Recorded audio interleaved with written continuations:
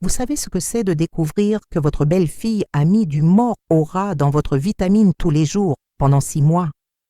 Ressentir que cette femme, que vous traitiez comme une fille, qui cuisinait pour vous, qui feignait de s'inquiéter pour votre santé, essayait de vous tuer lentement. Ma belle-fille Carla m'a fait ça. Pendant 6 mois entiers, elle mettait du poison à rat dans ma vitamine C tous les matins. Si je ne l'avais pas surprise cette nuit-là, si je n'avais pas découvert l'arsenal de poison qu'elle cachait dans sa chambre, je serais morte. Et ce que j'ai fait quand j'ai découvert, la décision que j'ai prise, a divisé toute ma famille. Parce que quand une belle-mère doit choisir entre se taire pour maintenir la paix ou démasquer une belle-fille assassine, vous allez voir que faire le bon choix ne paie pas toujours. Savez-vous ce que c'est de regarder dans les yeux d'une femme que vous considériez comme une fille et découvrir que c'est une tueuse froide? Voir que derrière ce sourire affectueux se cachait une psychopathe qui planifiait ma mort comme si c'était une recette de cuisine? Si vous avez une belle-fille, ou si vous êtes la belle-fille de quelqu'un, mettez ce like maintenant. Parce qu'après avoir entendu toute mon histoire, vous comprendrez que même celui qui dort dans notre maison peut être notre bourreau. Et qui sait si cette vidéo n'arrivera pas dans la bonne famille pour éviter que d'autres belles-mères soient empoisonnées. Dites-moi en commentaire, faites-vous complètement confiance à vos belles-filles? La laisseriez-vous préparer votre nourriture, votre vitamine, vos médicaments? Parce que moi, je faisais aveuglément confiance à Carla. Jusqu'à découvrir qu'elle me tuait petit à petit et partager cette vidéo pour qu'elle arrive à plus de personnes. Parce que la violence contre les personnes âgées peut venir de qui nous nous y attendons le moins. Et chaque famille doit connaître les signes avant qu'il ne soit trop tard. Je m'appelle Madeleine Dubois, j'ai 72 ans, je suis née et j'ai toujours vécu ici dans la campagne de Moulins, dans l'Allier. Je suis veuve depuis 5 ans, ex-institutrice à la retraite, j'ai toujours été respectée ici dans la communauté. Mon mari Henri est mort d'un infarctus en 2019. Il a laissé cette grande maison et 5 hectares de terre qui étaient l'héritage de sa famille. Je me suis retrouvée seule dans cette immense maison sans savoir quoi faire de ma vie. C'est alors que mon fils Pierre, 40 ans, a suggéré que lui et sa femme Carla viennent habiter avec moi. « Maman, vous ne pouvez pas rester seule à votre âge. On s'occupe de vous et vous nous tenez compagnie. » Ça semblait trop beau pour être vrai. Carla avait toujours été très affectueuse avec moi depuis qu'elle s'est mariée avec mon fils il y a 8 ans. Aide-soignante diplômée, elle travaillait à mi-temps à l'hôpital de la ville.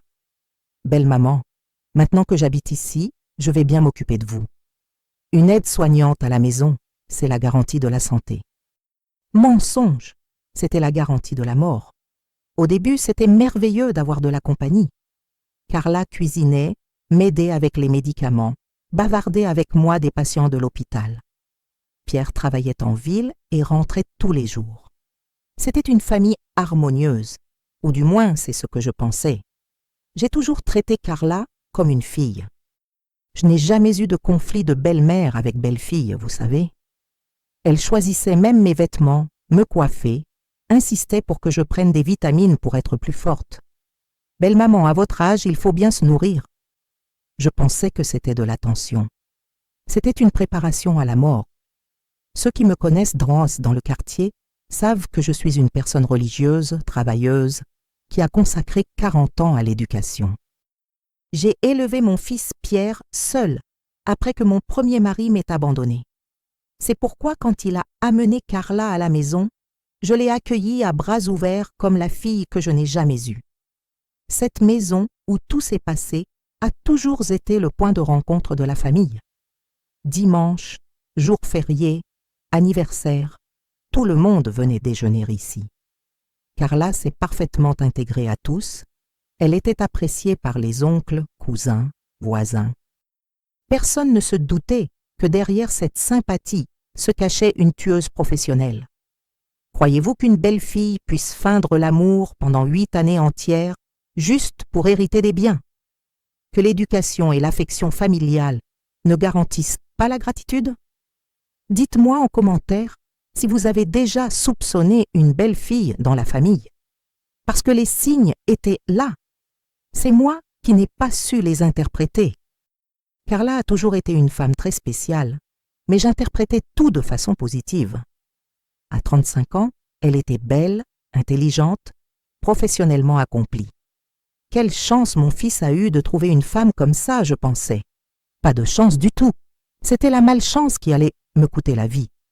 Comme aide-soignante, Carla avait des connaissances médicales qui impressionnaient toute la famille. Elle savait expliquer les symptômes, suggérer des traitements, orienter sur les médicaments. Belle maman, avec mes connaissances, vous vivrez jusqu'à 100 ans. Mensonge. Elle prévoyait de me tuer avant mes 73 ans. Carla montrait un intérêt excessif pour ma santé, mais je prenais ça pour de l'affection. Belle maman, vous avez pris votre vitamine aujourd'hui? Vous avez bu beaucoup d'eau? Vous prenez bien vos médicaments? C'était une obsession avec ma médication qui aurait dû m'alerter. Elle posait aussi des questions étranges sur les héritages et testaments. Belle maman, vous avez déjà fait votre testament? S'il arrive quelque chose, comment se fait le partage des biens? Pierre va tout hériter ou il y a d'autres héritiers? Des questions qu'une belle-fille affectueuse ne devrait pas poser. Carla insistait pour faire ma cuisine, préparer mes médicaments, organiser ma médication. Belle maman, une aide-soignante qui se respecte, s'occupe bien de sa famille. J'étais reconnaissante de son dévouement.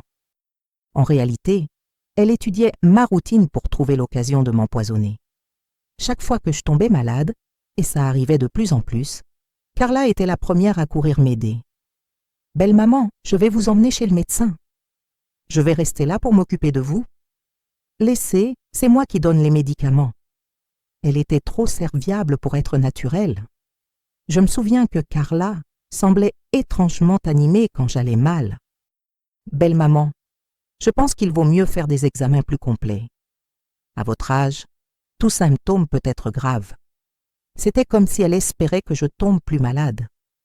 Elle a commencé à m'isoler subtilement de la famille élargie. « Belle maman, les visites fatiguent trop à votre âge. Il vaut mieux vous reposer au lieu de recevoir tout le monde ici. Trop de monde à la maison, c'est mauvais pour une personne âgée. » Elle me préparait à mourir seule. Carla montrait aussi des connaissances suspectes sur les poisons et médicaments toxiques. « Belle maman, c'est dangereux de mélanger les médicaments.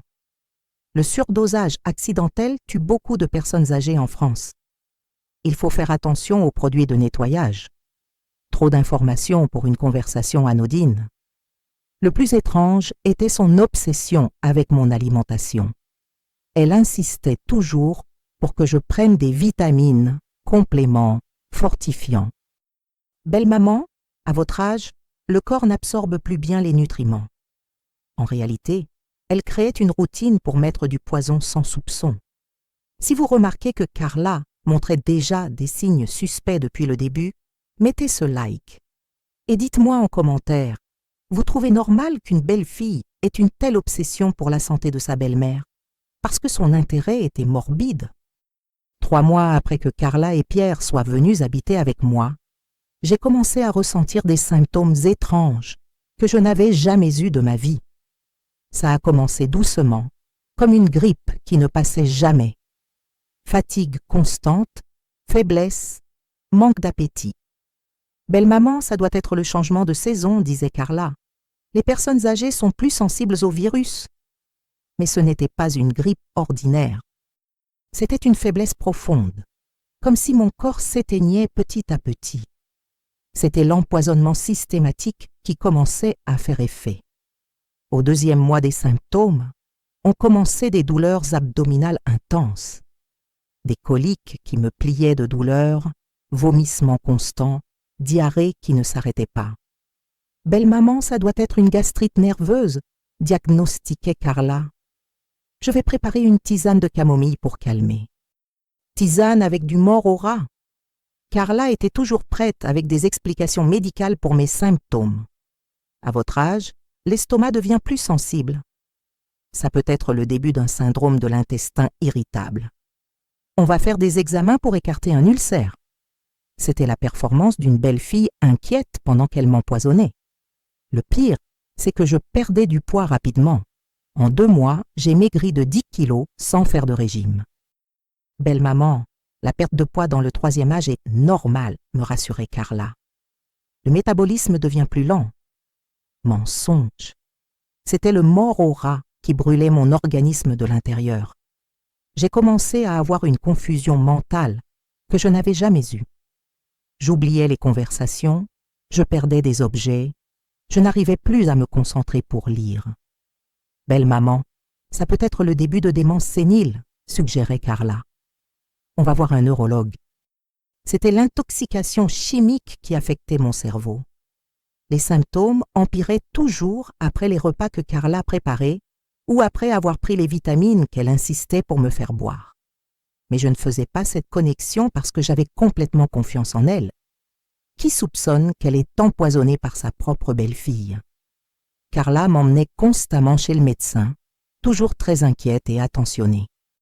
Elle donnait des informations détaillées sur mes symptômes, suggérait des examens, prenait note des ordonnances médicales. C'était la performance parfaite d'une belle-fille dévouée pendant qu'elle essayait de me tuer.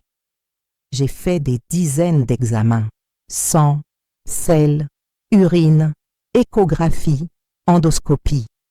Rien ne montrait de cause spécifique à mes symptômes. Madame Dupois, c'est peut-être un problème d'âge, disaient les médecins. Carla acquiesçait. Docteur, belle-maman a toujours été forte, mais après 70 ans, elle est devenue plus fragile. 6 mois après le début des symptômes, j'étais méconnaissable. Maigre, faible, confuse, souffrant tous les jours, Carla feignait l'inquiétude. Belle maman, je suis désespérée de vous voir ainsi. Désespérée parce que je n'étais pas encore morte.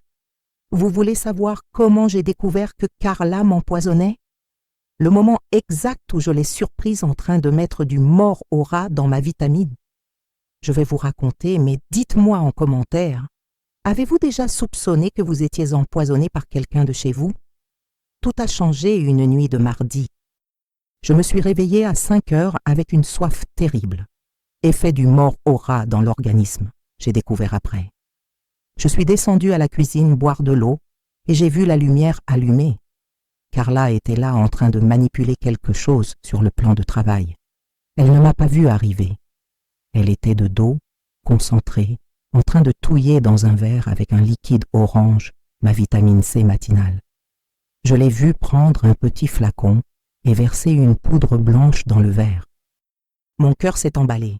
« Carla, qu'est-ce que vous faites là ?» Elle a sursauté, a failli renverser le verre. « Ah, belle maman, vous m'avez fait peur. Je préparais votre vitamine pour quand vous vous réveillez. » « Quelle était cette poudre que vous avez mise ?»« Poudre? Quelle poudre, belle maman? Je n'ai mis aucune poudre. » Mensonge éhonté, j'avais tout vu. « Carla, je vous ai vu mettre quelque chose de blanc dans le verre. » Ah, belle maman, ça devait être du sucre cristallisé. Vous savez que la vitamine C est acidulée. Le sucre cristallisé ne vient pas dans un petit flacon. Et pourquoi ajouter du sucre en cachette à l'aube? J'ai fait semblant de la croire. Ah d'accord, Carla, je vais la prendre dans un moment. Non, belle maman. Laissez, je vous la porte dans la chambre quand elle sera prête. Insistance excessive pour me donner quelque chose que je venais de la voir falsifié.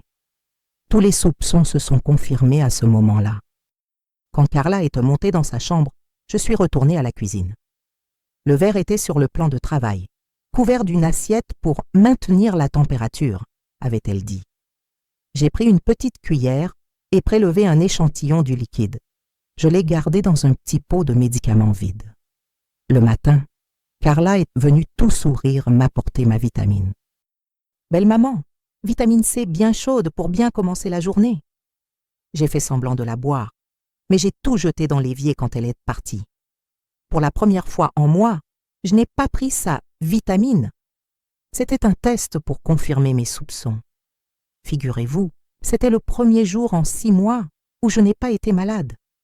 Je n'ai pas eu de douleur abdominale, je n'ai pas vomi, je n'ai pas ressenti de faiblesse extrême.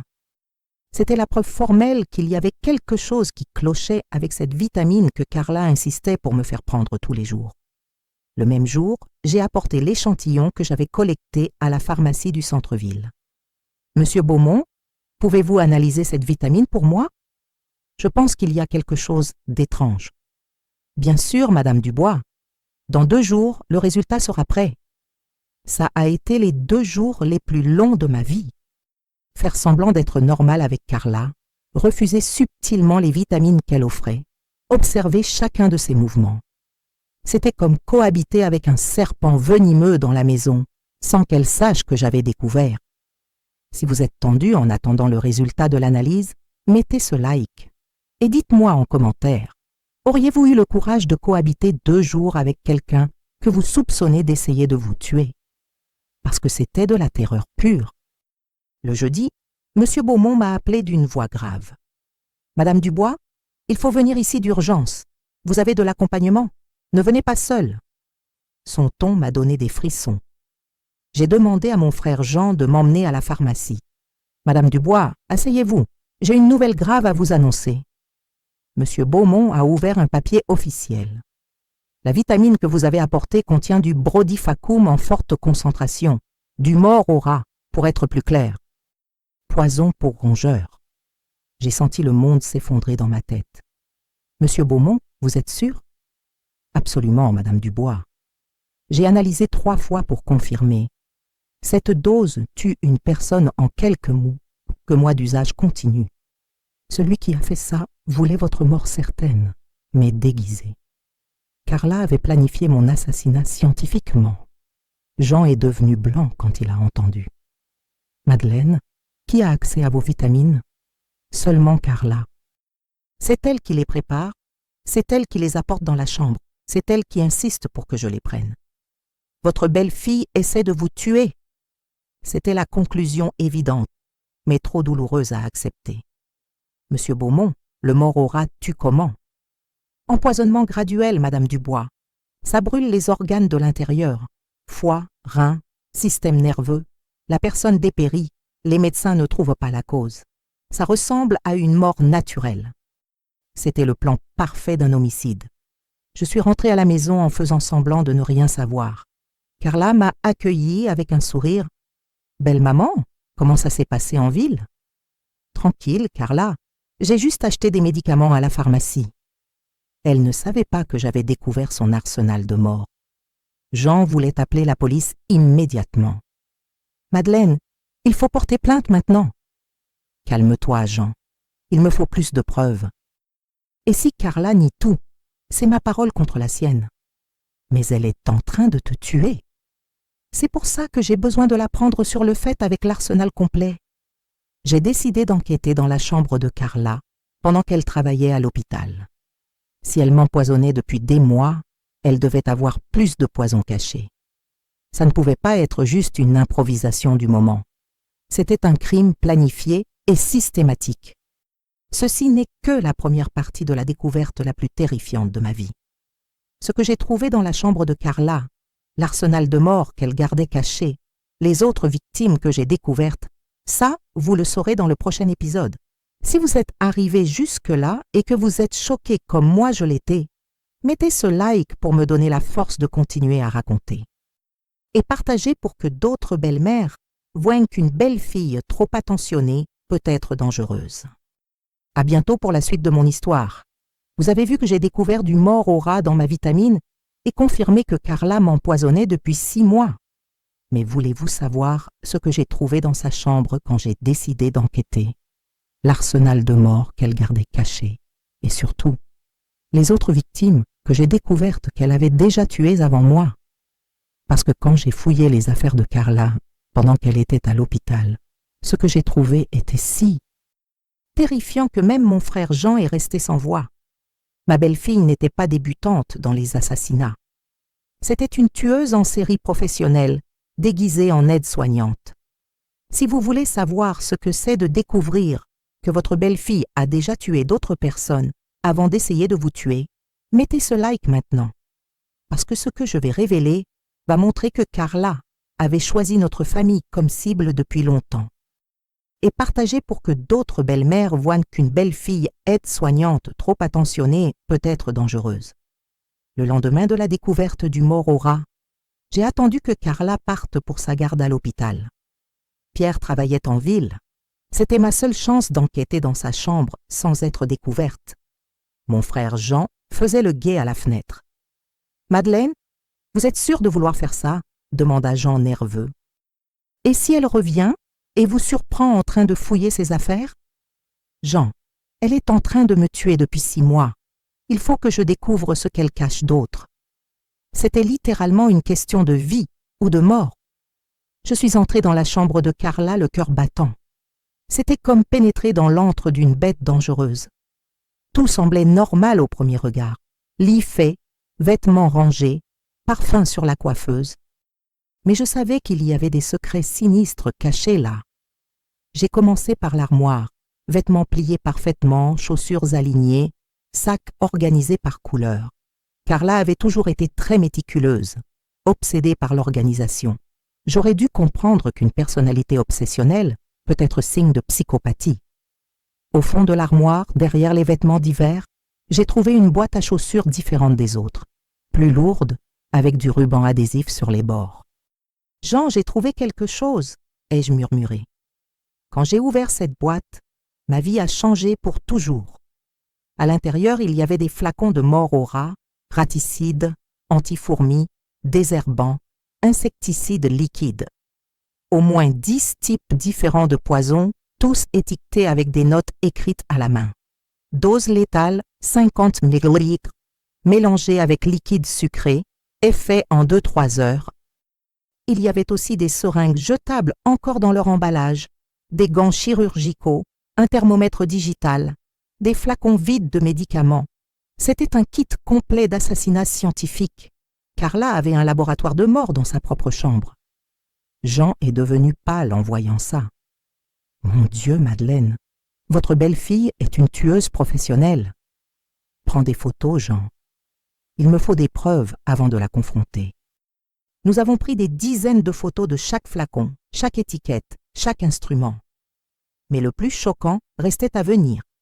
Au fond de la boîte, j'ai trouvé un petit carnet, genre agenda, avec des annotations détaillées. C'était un journal de mort où Carla enregistrait les méthodes d'assassinat, dosages létaux, temps d'action de chaque poison.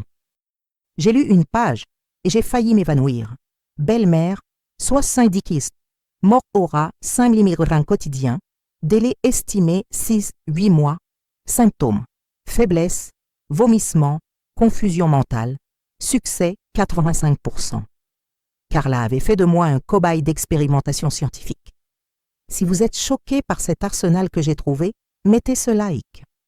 Et dites-moi en commentaire, auriez-vous eu le courage de continuer à enquêter ou seriez-vous parti en courant?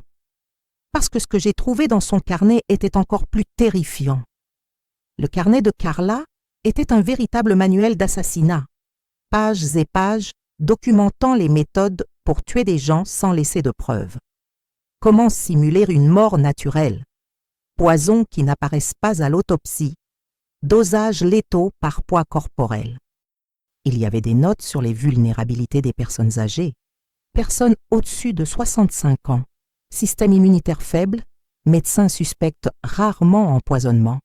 Famille accepte aux morts comme naturelles. Carla avait étudié comment tuer spécifiquement les gens de mon âge.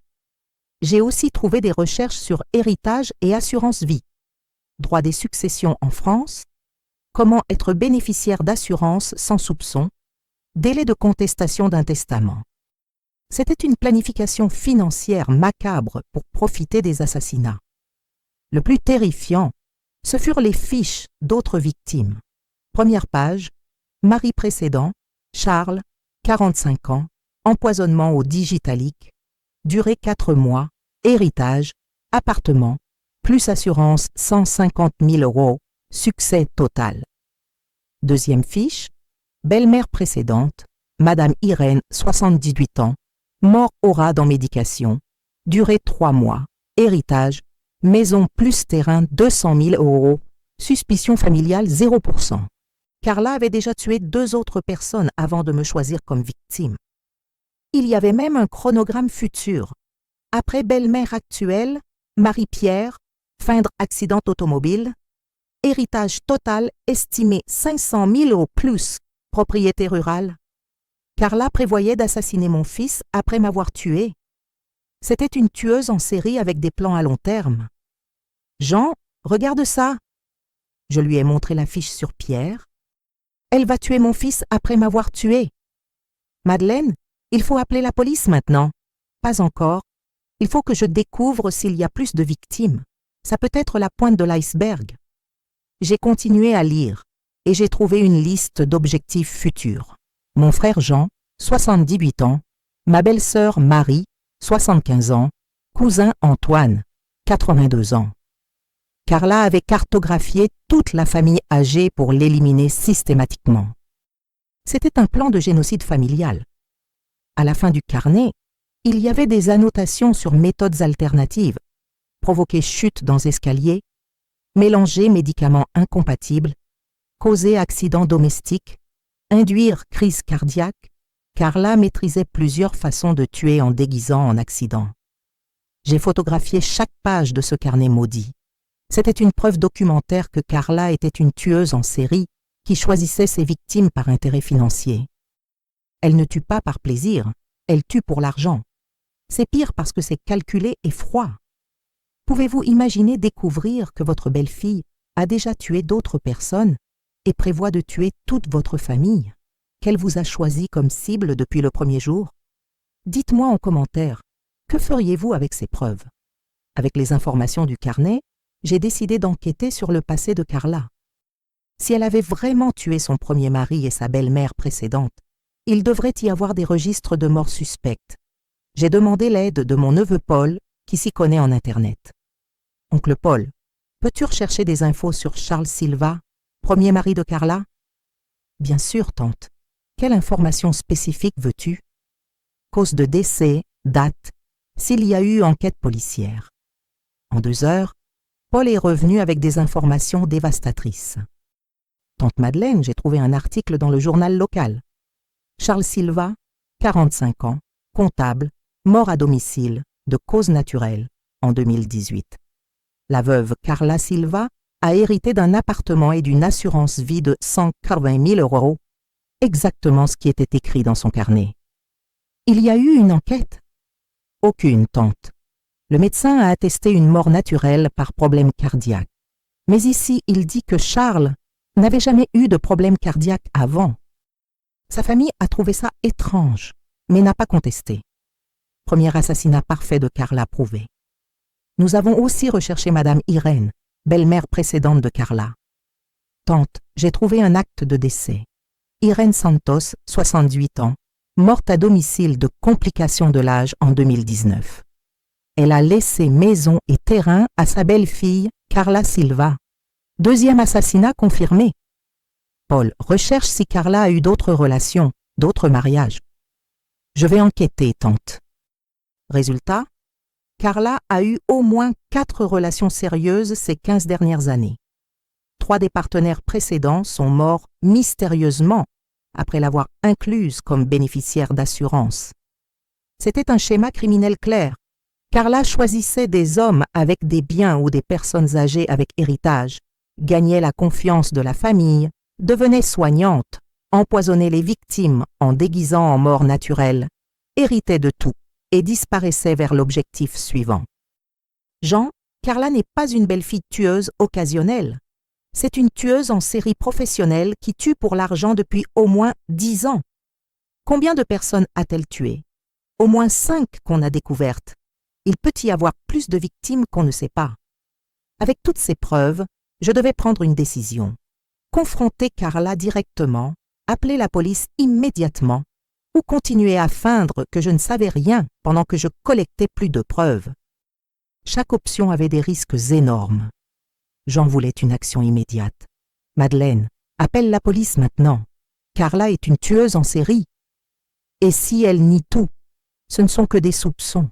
Le carnet peut être de la fiction, une coïncidence. Il me faut une preuve concrète qu'elle essaie de m'empoisonner. C'était sa parole contre la mienne. Jean, Carla est une aide-soignante respectée à l'hôpital. Moi, je suis une personne âgée de 72 ans avec des problèmes mentaux. Qui va croire la police? Aux preuves. Quelles preuves? Un carnet personnel que j'ai volé dans sa chambre? Elle peut dire que j'ai tout inventé pour la diffamer. J'ai décidé de continuer l'enquête secrète. Il fallait que je surprenne Carla en train de mettre du poison dans ma nourriture ou ma boisson. C'était la seule façon d'avoir une preuve irréfutable qui convaincrait police, famille et justice. C'était dangereux, mais nécessaire. J'ai installé une caméra cachée dans la cuisine avec l'aide de Paul. Tante, la caméra enregistre tout ce qui se passe ici. Elle reste cachée derrière le micro-ondes. Si Carla la découvre, elle va me tuer immédiatement. C'est pourquoi il faut être très prudente, tante. Je suis revenue à feindre que je prenais les vitamines de Carla, mais en réalité, je versais tout dans l'évier. Il fallait qu'elle se sente en sécurité, qu'elle pense que son plan fonctionnait. C'était un théâtre macabre, où je feignais d'être victime pour attraper la tueuse. Pendant une semaine entière, j'ai maintenu cette farce dangereuse. Carla préparant des vitamines empoisonnées, moi feignant de les prendre, elle croyant qu'elle me tuait lentement. C'était un jeu psychologique où la moindre erreur signifierait ma mort réelle. Le vendredi de la 2e semaine d'enquête, j'ai eu le flagrant délit dont j'avais besoin. Carla pensait que je dormais. Elle est descendue à la cuisine à 6 heures du matin pour préparer ma vitamine matinale. La caméra a tout enregistré. Je l'ai vue prendre le flacon de mort au rat, mesurer le dosage avec précision chirurgicale, mélanger dans le jus d'orange, remuer jusqu'à dissolution complète. Ensuite, elle a lavé le flacon, l'a caché dans son tablier et remonté dans sa chambre. C'était une routine d'assassinat qu'elle pratiquait depuis des mois. J'ai décidé de faire le confrontement lors d'un dîner familial. Je voulais que Pierre soit présent, que toute la famille sache simultanément. Si Carla était une tueuse en série, il ne pouvait y avoir de secret ni protection familiale. Tout le monde devait connaître le danger. J'ai organisé un dîner pour dimanche. J'ai invité Jean, Marie, jusqu'au cousin Antoine, tous ceux qui étaient sur la liste d'objectifs futurs de Carla. Si elle prévoyait de tuer toute la famille méritait de savoir. C'était une question de survie collective. Dimanche 2 octobre, midi précis. Table mise pour 8 personnes. Moi, Pierre, Carla, mon frère Jean, belle-sœur Marie, cousin Antoine, neveu Paul et ma fille Claudie. C'était une réunion familiale apparemment normale, mais je savais que ce serait la dernière fois que nous serions tous ensemble. Carla était particulièrement animée. Quelle joie d'avoir toute la famille réunie. Ça faisait des mois qu'on n'était pas tous venus ensemble. Elle souriait à chaque personne, conversait naturellement, feignait d'être une belle fille affectueuse. Elle ne savait pas que dans 2 heures, elle serait démasquée comme tueuse. Pendant le déjeuner, j'ai observé chaque mouvement de Carla. Quand elle offrait de l'eau à Jean, quand elle servait la nourriture à Marie, quand elle complimentait ma cousine Claudie. Je pensais, cette femme est gentille avec des gens qu'elle prévoit de tuer. C'était une performance psychopathe parfaite. Après le déjeuner, j'ai suggéré qu'on reste au salon pour bavarder. Tout le monde, allons au salon prendre le café. J'ai quelque chose d'important à vous dire. Carla s'est même proposée pour faire le café. Laissez, belle maman, je le prépare. Non merci, Carla. Aujourd'hui, je veux servir tout le monde. Pendant que je servais le café, j'ai organisé mentalement comment présenter les preuves. D'abord l'arsenal de poison, ensuite le carnet de mort, enfin l'enregistrement vidéo. C'était une séquence qui ne laisserait aucune marge pour négation ou manipulation. Cette histoire continue dans le prochain épisode où vous découvrirez comment s'est déroulé ce confrontement explosif qui a détruit notre famille à jamais. Si vous voulez connaître la suite de cette révélation dévastatrice, abonnez-vous et activez les notifications. Quando todos estavam installés confortablement, j'ai respiré profondément et j'ai commencé. Famille, je vous ai réunis ici parce que j'ai découvert quelque chose de très grave qui nous affecte tous. Quelque chose qui peut sauver nos vies. Carla m'a regardée avec curiosité. « Qu'est-ce qu'il y a, belle maman ?» Dans quelques secondes, elle saurait. 12. Si vous êtes tendu en attendant le moment de la révélation, mettez ce like et dites-moi en commentaire comment vous prépareriez-vous pour confronter une tueuse devant la famille, parce que mon cœur battait la chamade. J'ai pris la boîte que j'avais préparée avec toutes les preuves et je l'ai posée au centre de la table basse. Tout le monde, ce que je vais vous montrer, va tous vous choquer. Carla, notre chère belle-fille, essaie de m'assassiner depuis 6 mois. Un silence de mort s'est emparé du salon. Pierre a ri nerveusement. « Maman, quelle histoire c'est ça ?» Ce n'est pas une histoire, Pierre, c'est la réalité. J'ai ouvert la boîte et j'ai sorti le premier flacon de Mortora. Ce poison a été trouvé dans la chambre de Carla.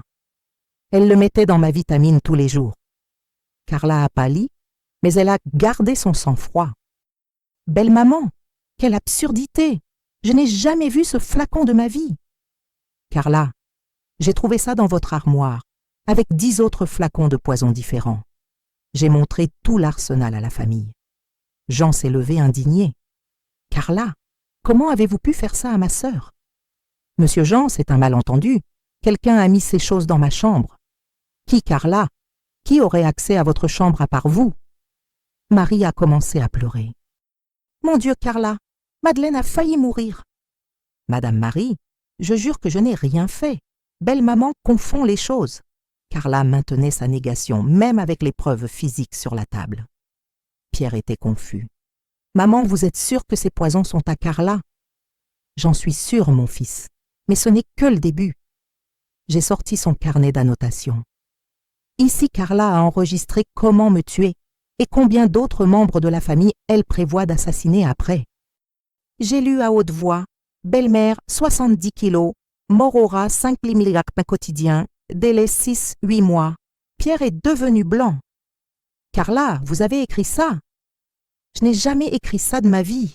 Quelqu'un a imité mon écriture. Chacun de ces démentis sonnait plus désespéré.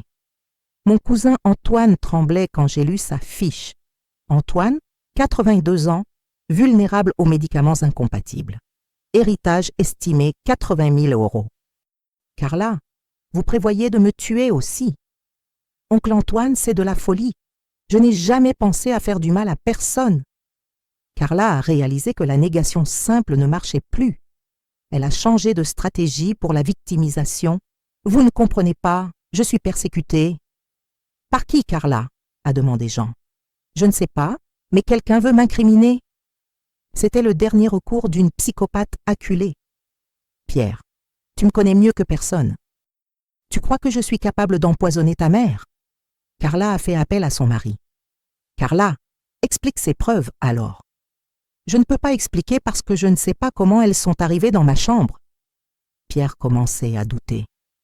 C'est alors que j'ai sorti l'atout final, l'enregistrement vidéo de Carla, préparant la vitamine empoisonnée. Famille, j'ai une preuve définitive. J'ai connecté mon portable à la télé et j'ai montré la vidéo d'elle mettant du Morora dans le jus d'orange. L'image était cristalline. Carla prenant le flacon de poison, mesurant le dosage, mélangeant dans le liquide, remuant jusqu'à dissolution. Il n'y avait pas moyen de nier. C'était un flagrant délit en haute définition de tentative d'assassinat. La famille a regardé dans un silence de mort. Carla à l'écran empoisonnant méthodiquement ma boisson matinale. Puis lavant le flacon, cachant les preuves, remontant dans sa chambre avec un sourire satisfait. C'était la performance d'une tueuse en série en action. Pierre était anéanti. « Carla, c'est toi dans cette vidéo? » « Pierre, je peux expliquer. »« Expliquer quoi? Toi en train de mettre du poison dans la boisson de ma mère ?» C'était le moment où 8 ans de mariage se sont effondrés complètement. Carla a perdu son sang-froid pour la première fois. Elle a commencé à pleurer désespérément. « Pierre, ce n'est pas ce que ça semble. Ce n'est pas ce que ça semble. On t'a filmé en train d'empoisonner ma mère. Je peux tout expliquer. Alors explique. J'avais des problèmes financiers. » Carla a commencé sa confession. « J'avais besoin d'argent pour payer des dettes. Et tu as décidé de tuer ma mère pour ça ?» a crié Pierre. « Je ne voulais pas tuer. Je voulais juste qu'elle tombe malade pour hériter plus vite. » Hériter plus vite? Aveu explicite qu'elle m'empoisonnait par intérêt financier. Jean a explosé. « Tueuse! Vous vouliez assassiner ma sœur pour l'argent? Ce n'était pas pour tuer, juste pour accélérer le processus naturel. Logique psychopathe pure. Mais alors l'impensable s'est produit. Carla a complètement changé d'attitude. Elle a arrêté de pleurer, est devenue froide, calculatrice. Pierre, soit tu restes avec moi, soit tu perds tout. Comment ça? La maison est aussi à mon nom. La moitié de tout m'appartient par droit conjugal. Carla, tu me fais du chantage. Je suis pratique. Ta famille me déteste maintenant, mais tu peux encore choisir de rester avec moi. On peut recommencer une nouvelle vie ailleurs. C'était une proposition indécente pour fuir ensemble après une tentative d'homicide. C'est quand Pierre a pris la décision qu'aucun fils ne devrait avoir à prendre, choisir entre sa mère victime et sa femme tueuse. Carla, notre histoire est finie. Va-t'en de chez moi. Pierre, tu es sûr? Absolument, je ne peux pas vivre avec quelqu'un qui a tenté de tuer ma mère. Carla s'est levée avec une froideur psychopathe. Vous allez le regretter.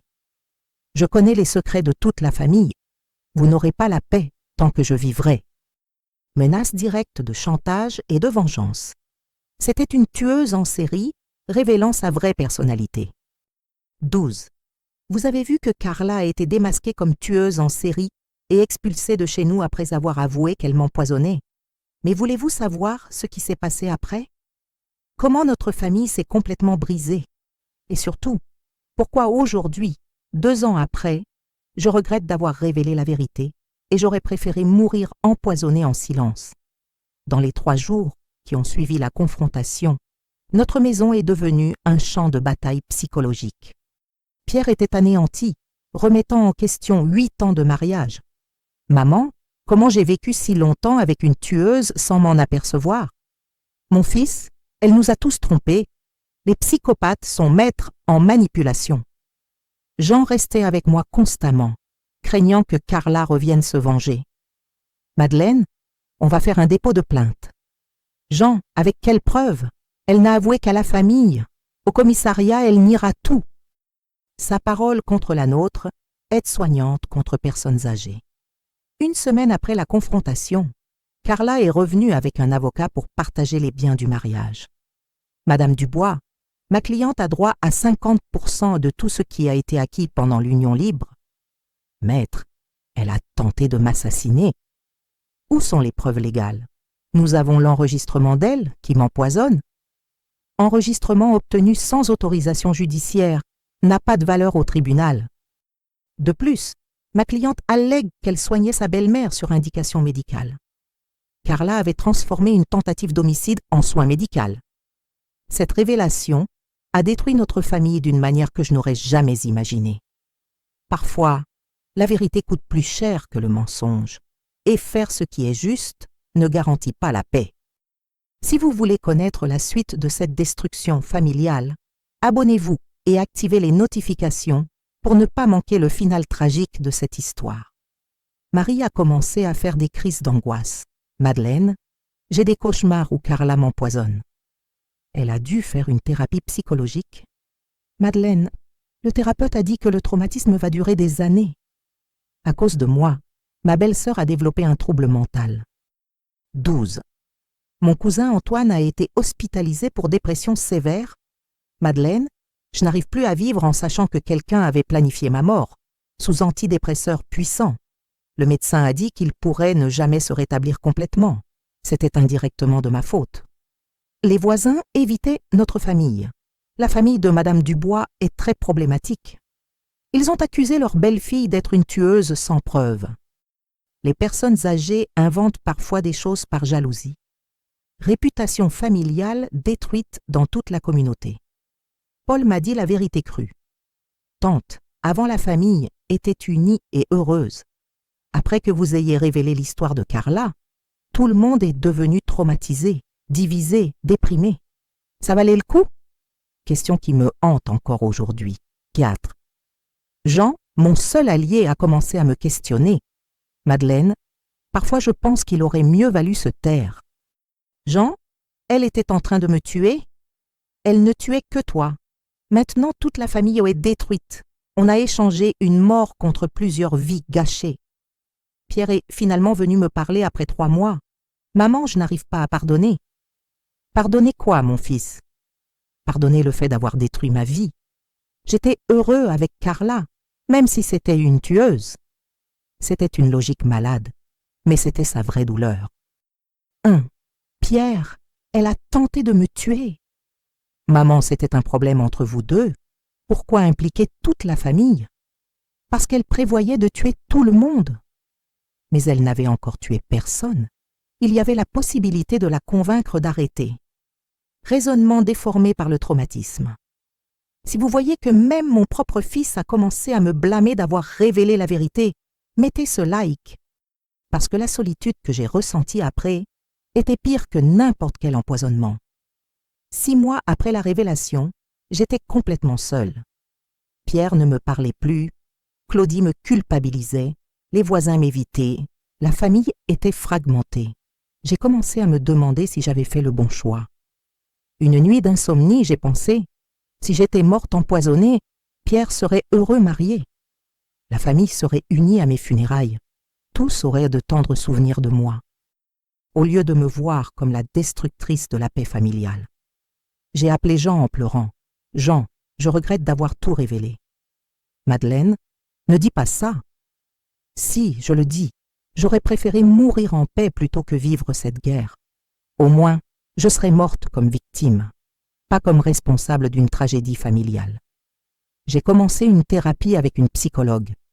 Docteur, j'ai fait ce qu'il fallait. Madame Dubois, vous avez sauvé votre vie. Mais j'ai détruit la vie de tous les autres. Ça vaut le coup d'échanger une vie contre 10 vies ruinées? Vous ne pouvez pas vous culpabiliser des réactions des autres. Ken.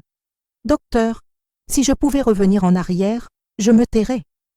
Même en sachant que vous mourriez. Même en sachant.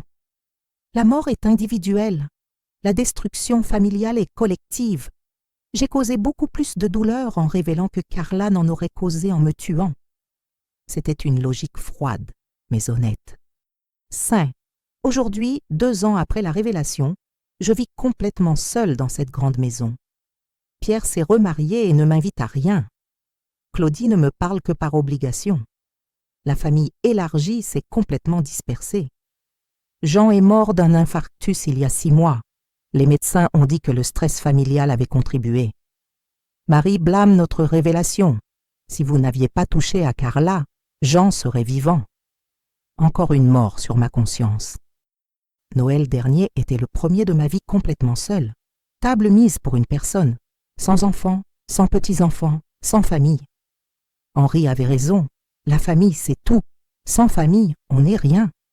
C'était une solitude qui ronge l'âme. Si je pouvais donner un conseil à d'autres belles-mères qui découvrent que leur belle-fille est une tueuse, taisez-vous. Mourez en paix. Laissez la famille heureuse dans l'ignorance. Une vérité qui détruit la famille ne vaut pas la peine d'être dite. Certains mensonges sont plus bienveillants que des vérités cruelles. Ceci est mon histoire complète. J'ai choisi la vérité au lieu de la paix. J'ai choisi ma vie au lieu du bonheur familial. Aujourd'hui, je vis, mais je vis seule, coupable, repentante. Si je pouvais revenir en arrière, je mourrais empoisonnée en silence. 5. Si vous êtes arrivé jusqu'ici, mettez le like et dites-moi, feriez-vous comme moi ou resteriez-vous silencieux? Parce qu'après avoir vécu les conséquences, je ne sais plus quelle est la bonne réponse. Certaines vérités coûtent trop cher pour être dites. Je suis Madeleine Dubois. J'ai survécu à une tentative d'assassinat de ma belle-fille, mais je suis morte socialement pour ma famille. Parfois, sauver sa propre vie ne vaut pas le coup quand on perd tout ce qui donnait un sens à la vie. Merci beaucoup de m'avoir écouté jusqu'au bout. Dolis.